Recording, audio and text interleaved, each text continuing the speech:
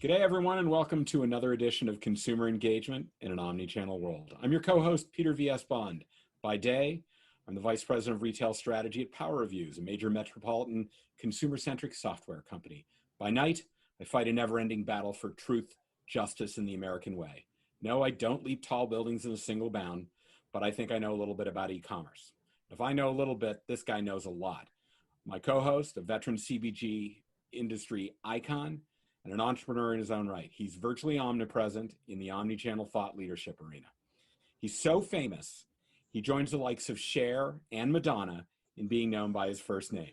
Please join me in welcoming my co-host, Sri Rajagopalan. Sri, good to be with you again.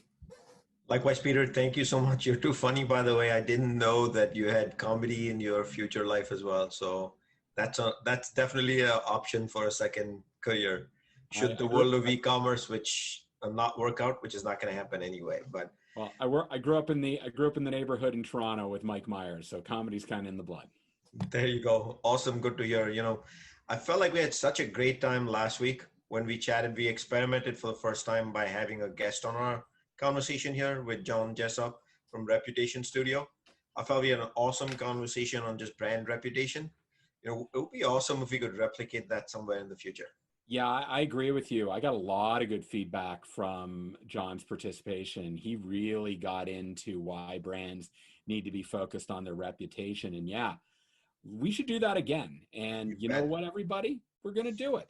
And we're going to do it to the max. We're not going to just have a guest for one episode.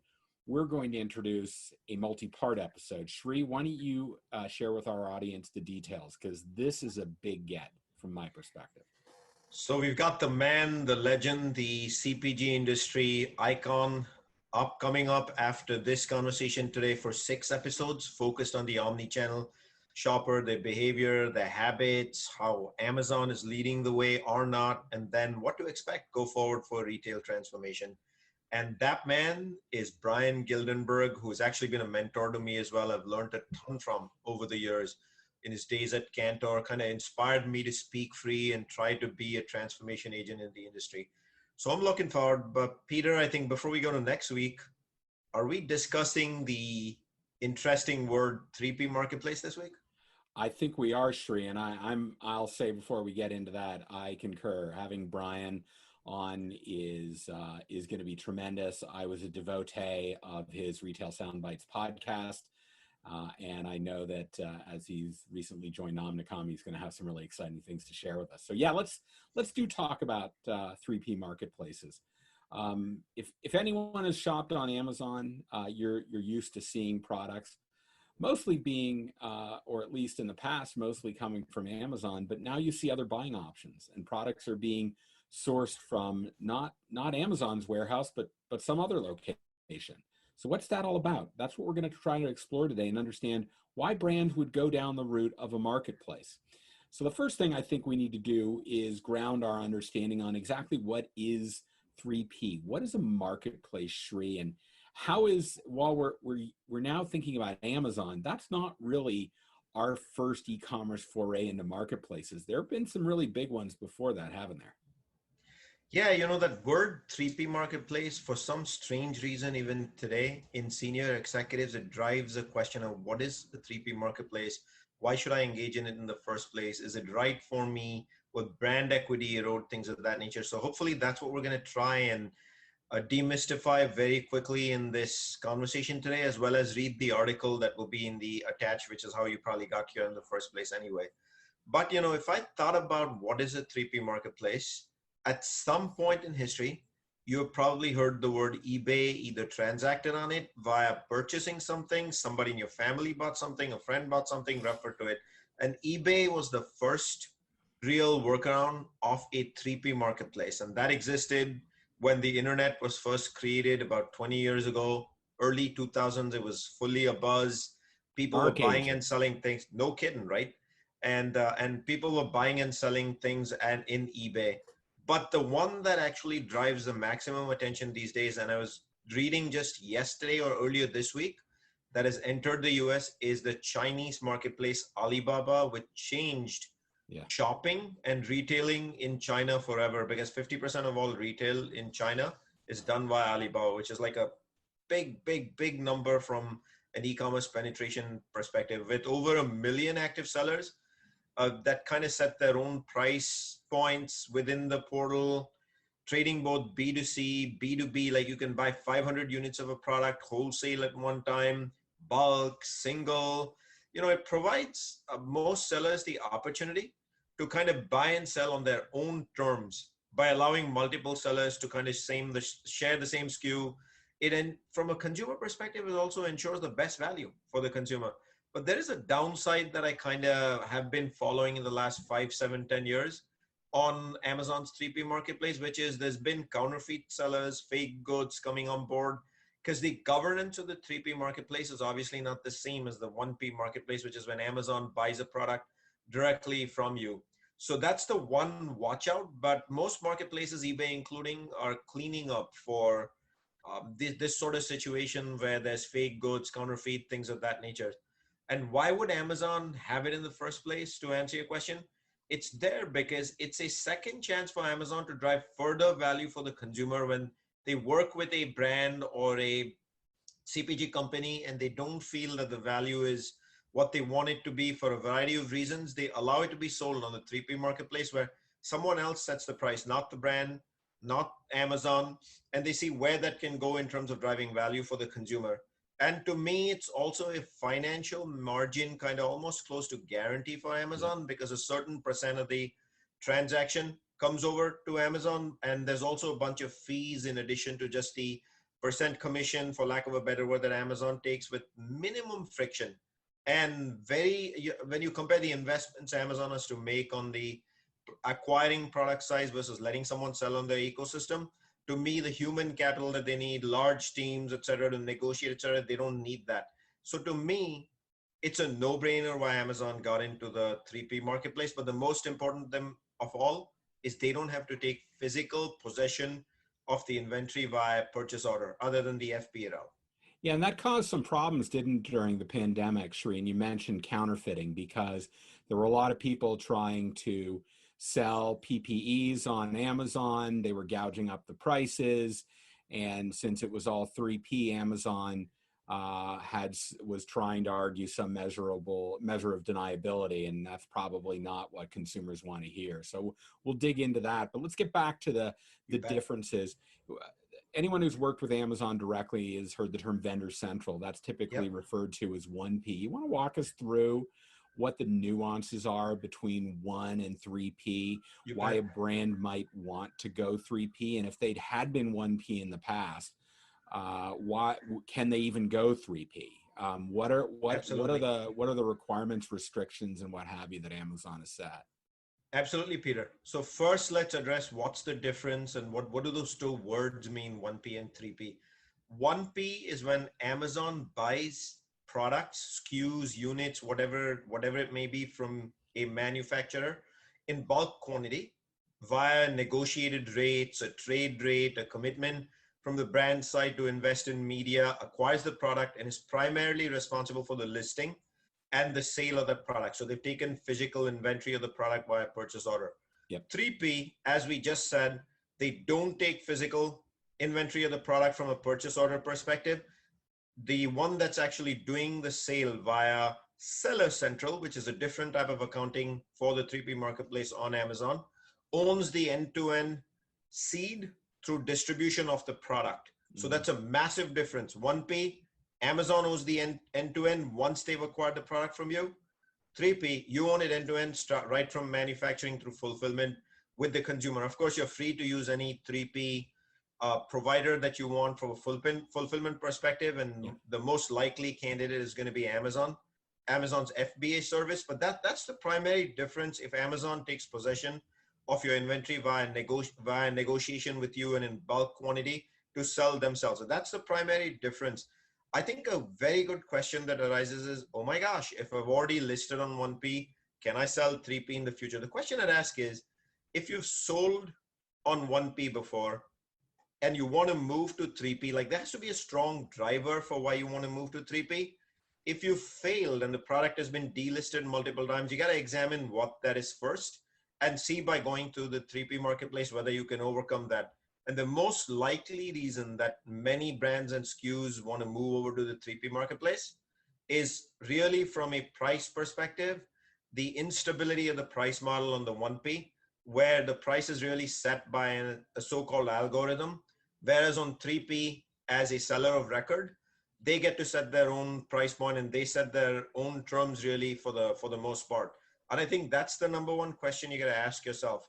If you've gotten delisted, if you haven't been successful, is that the reason you're coming over? And if you do you have the strength to do seed through fulfillment, distribution, end to end, and totally master it? Now, if you're a small startup or a small brand that's really getting started in this space, 3P is the right choice for you, because you want to make sure Amazon's not going to buy product in bulk from you because you don't exist in retail distribution anyway, and Amazon prefers only brands that exist in retail distribution. Yeah. But other than that, I would ask the question why and if you can overcome it.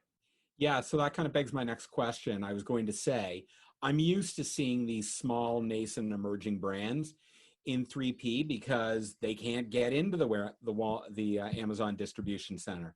So I understand that, but why does a big scale brand? I mean, why would a Procter and Gamble or a Unilever or a Kraft Heinz? Why would they want to be in 3P? The number one reason I tell large brands why you should look at the Amazon 3P marketplace closely is because they already exist in the 3P marketplace. And the most likely reason they already exist in the 3P marketplace and are being sold by a ton of sellers, in some cases over 100, is because of their own distribution policies, working with distributors and causing distribution leakage.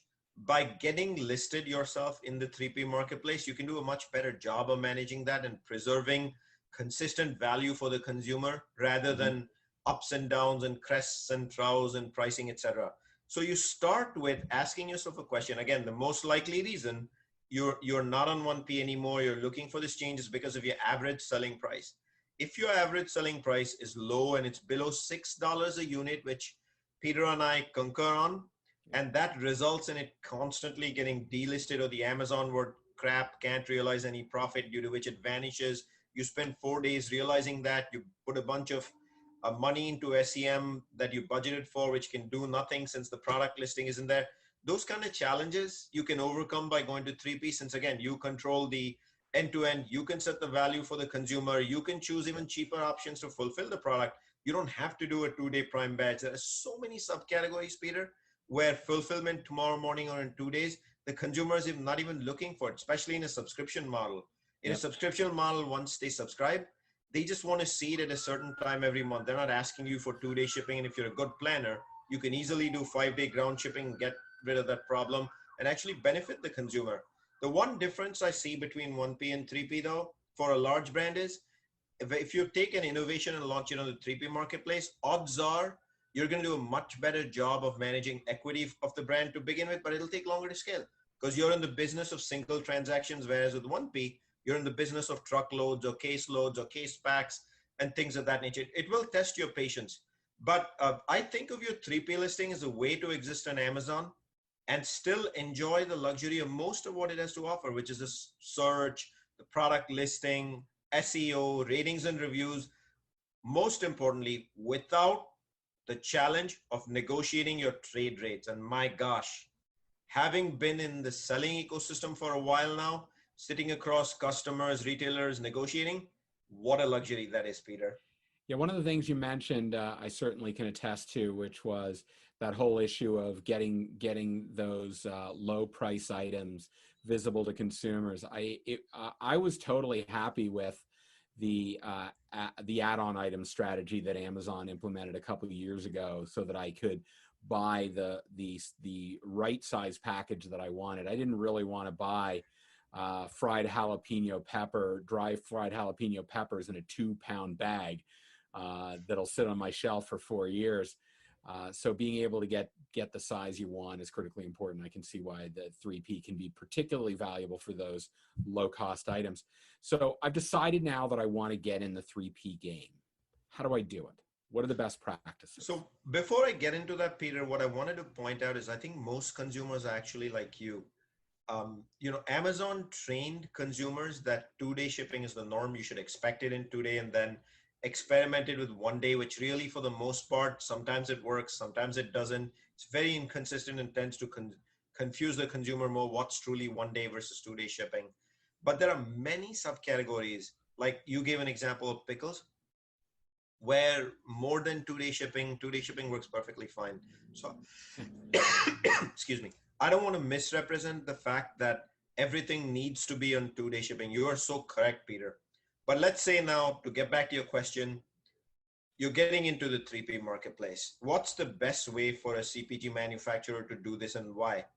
In my mind, Peter, I think you and I have debated this over the years many times. If you're a CPG manufacturer of any scale, and by scale, I don't mean of the billion-dollar global brands that I've had the fortune of touching. I mean, if you've even 40, 50 million, just you achieved some scale, odds are the strength of your success is based on two things. One is your brand equity, and the second is the optimization of your supply chain to drive down cost and hopefully putting it more into the value for the consumer via the product.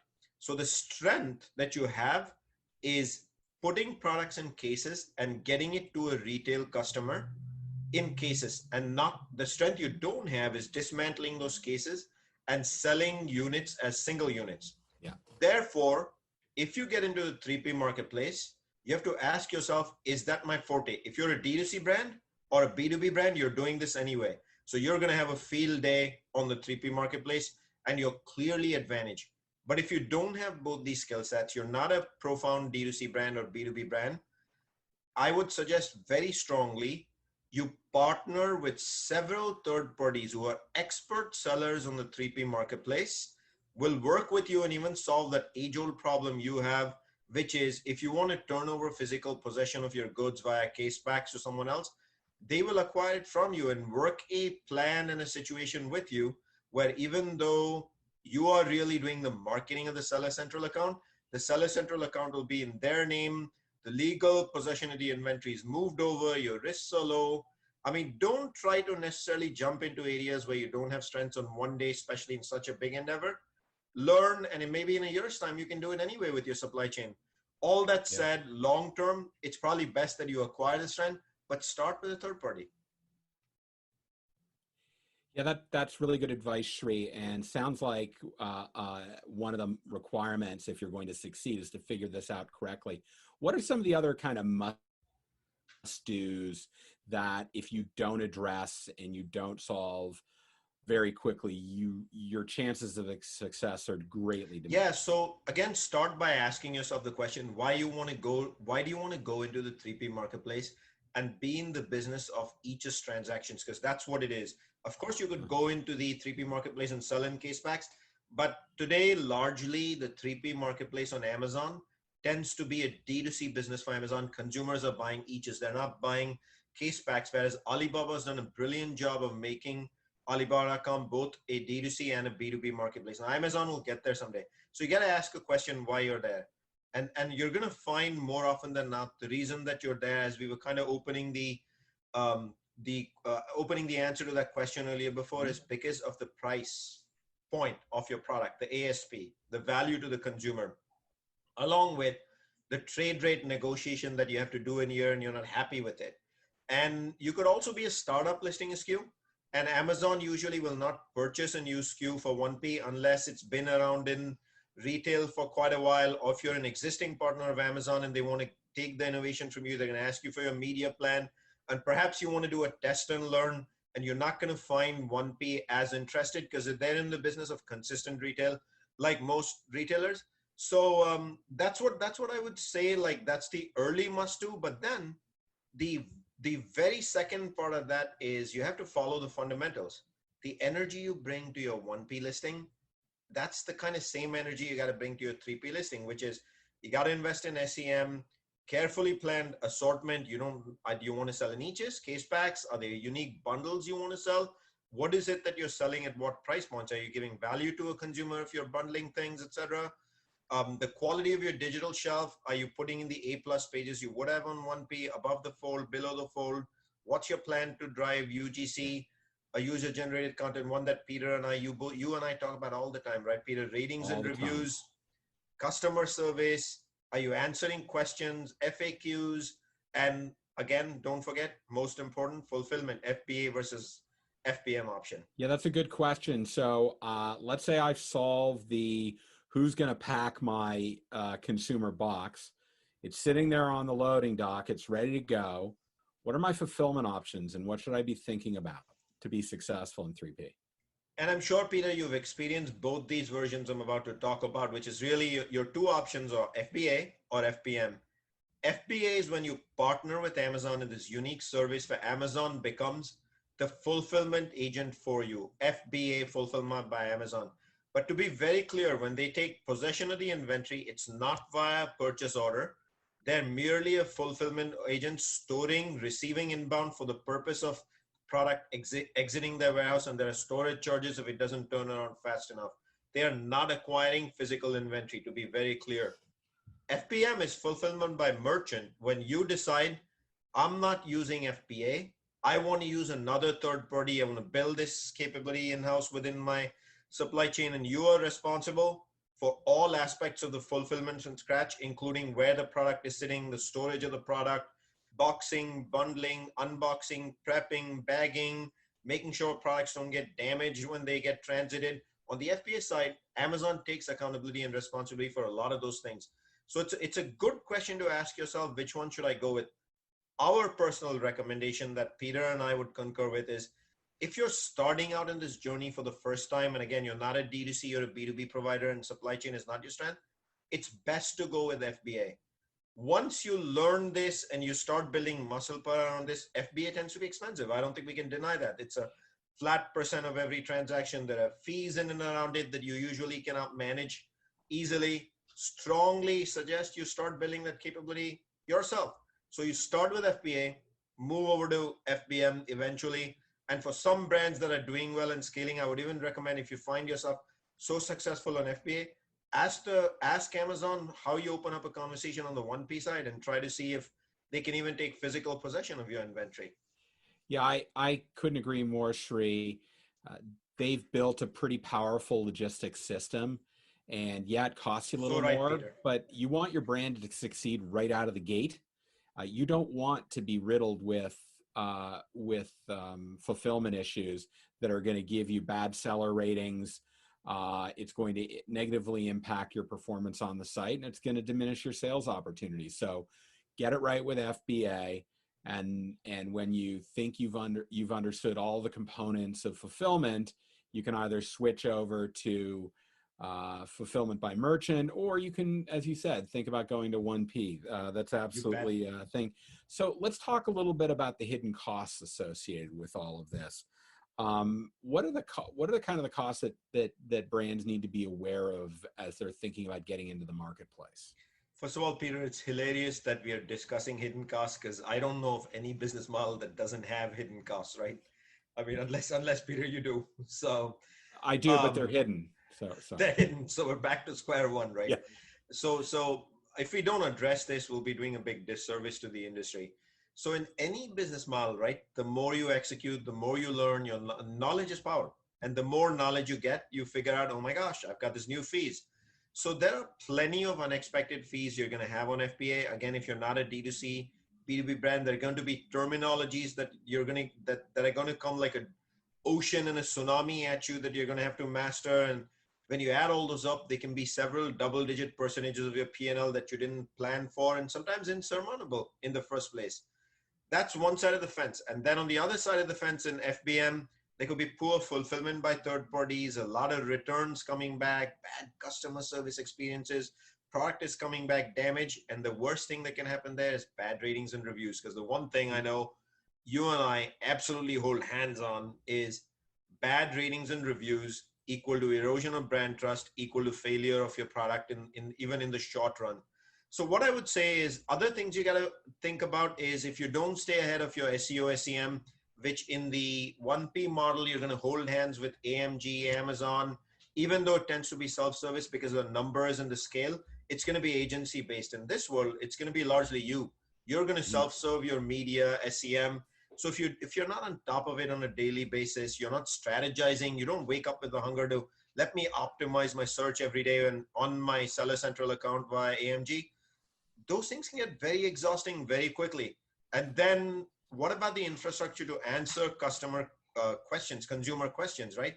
Keeping up with FAQs, all of these can get challenging too. But it comes back to the same thing, Peter. If you're going to enter the 3P marketplace, there should be a good reason for it. And once you've answered that reason and you said, I got to do this, build a purpose around it and stick to it.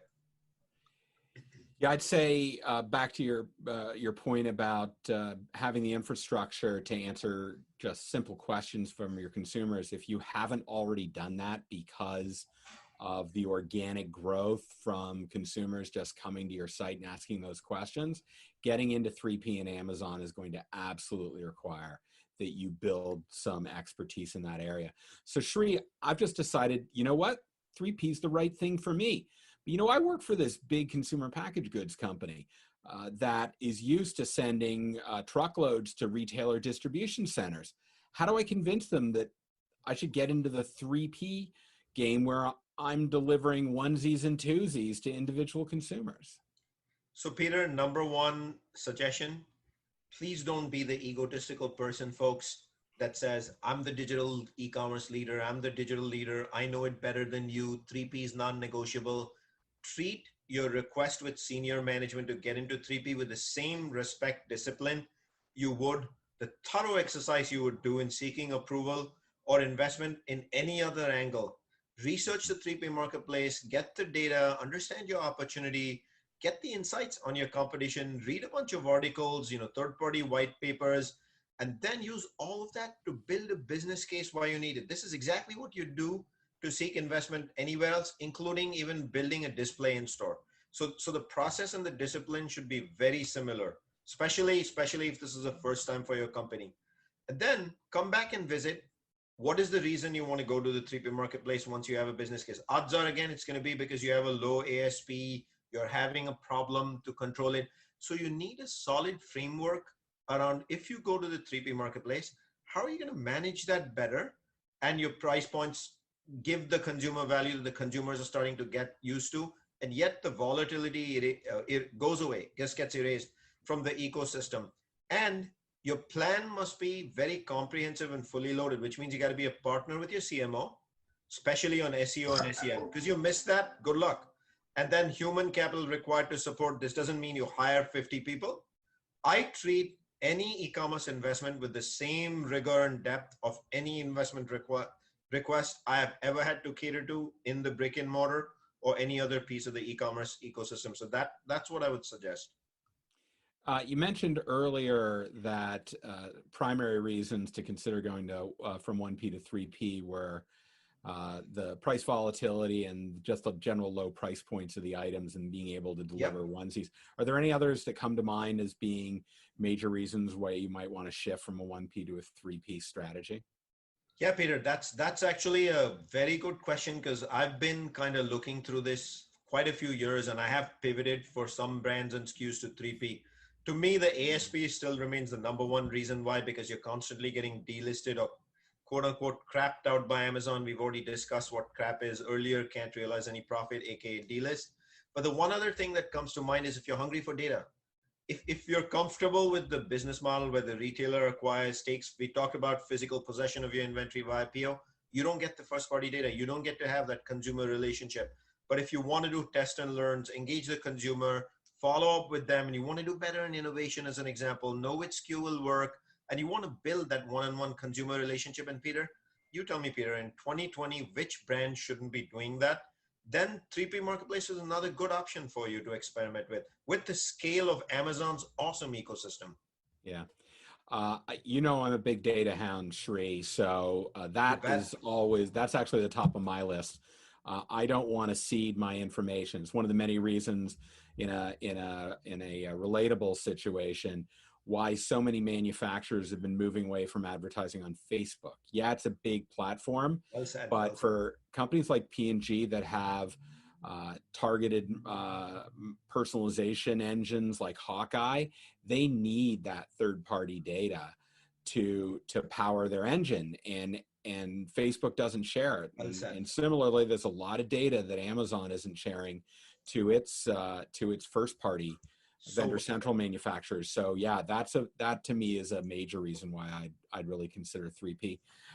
So last question I have for you is, we've kind of skated around the issue because we've talked about fulfillment, we've talked about picking the items. Let's just talk more specifically about the supply chain. What are we going to need our internal supply chain to do to really make this work? Because without them walking hand in hand, I kind of think that it's going to be a big flop. you are absolutely right, Peter. Without your supply chain core in the center of your transformation to putting listing SKUs and selling them and moving them on the third-party marketplace is a very bad idea. I personally know many executives that keep supply chain out of it because they feel my supply chain is built for yesterday. It's not built for the future, but I strongly recommend against that. Your supply chain has built strength, understanding your product better than anybody, such as the size of your product. When I say size, I mean the actual size of the bottle you may be selling product in, or the packaging size you may be selling in, what the density, the weight of that package, things of that nature. So to me, the role of your supply chain is significant. Moving to a 3P or starting in 3P means you own the consumer fulfillment, whether it's FBO or FBM. And then transformation includes understanding shipping rates, partnerships with USPS, FedEx, UPS. These partnerships already exist with your supply chain. Then inner boxing, outer boxing for your product, and then any marketing collateral that is to be put into the shipper, the ability to produce invoices is required when an order comes in, shipment notices, connecting it to email for the consumer to be able to track where that transaction results in actual fulfillment, where it is with a third-party carrier, are they going to get it at the right time, text message notifications on that, inbound, outbound, both of them are like massive different words in this ecosystem versus just bulk case pack shipping products to a retailer warehouse, because fees are created in the process of you're missing one each out of hundreds of cases you may be selling to FBA. And then the prep required to sell on FBA.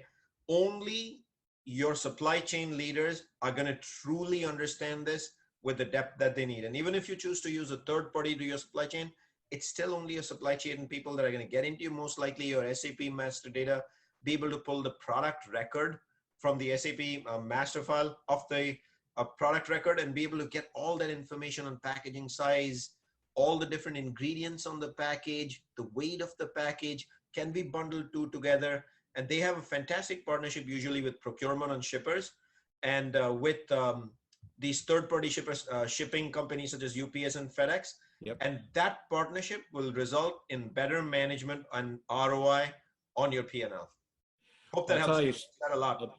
I'll tell you, Shrey, it sounds like there's a lot that needs to be done, but with the right method, the right approach, and including all of these different partners, internal and external, brands can do this, and they can do it successfully, and they can do it at scale. So I want to thank you for kind of walking us through that today. I'll remind all our guests that you can follow Shrey and me on LinkedIn and YouTube by looking at the hashtag below the screen here. It's hashtag Shrey and PVSB. That's where you can follow us. And I'll remind everybody that next week we begin our 6-part series with CPG industry knowledge icon Brian Gildenberg, who is part of the Omnicom group. He's going to be joining us for discussion about living in an omni-channel world. So I can't wait, Peter. This is going to be so much fun. Yeah, I know. We're like giddy school children. We're so excited about this. So with that, I'm just going to say, Shrey, as always, thank you for joining me on this journey. Likewise, Peter. Thank you so much. Best part of the week, right? Really having fun doing this in the process and hopefully helping the industry learn and transform. All right, guys, we'll see you next week with Mr. Gildenberg.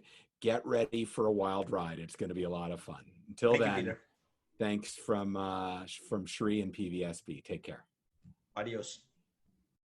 The content in this podcast episode is provided for general informational purposes only. By listening to our episode, you understand that no information contained in this episode should be construed as advice from CPG Guys LLC or the individual author, hosts, or guests, nor is it intended to be a substitute for research on any subject matter. Reference to any specific product or entity does not constitute an endorsement or recommendation by CPG Guys LLC. The views expressed by guests are their own, and their appearance on the program does not imply an endorsement of them or any entity they represent. The views expressed by CPG Guys LLC do not represent the views of their employers or the entity they represent. CPG Guys LLC expressly disclaims any and all liability or responsibility for any direct, indirect, incidental, special, consequential, or other damages arising out of any individual's use of, reference to, or inability to use this podcast or the information we present in this podcast.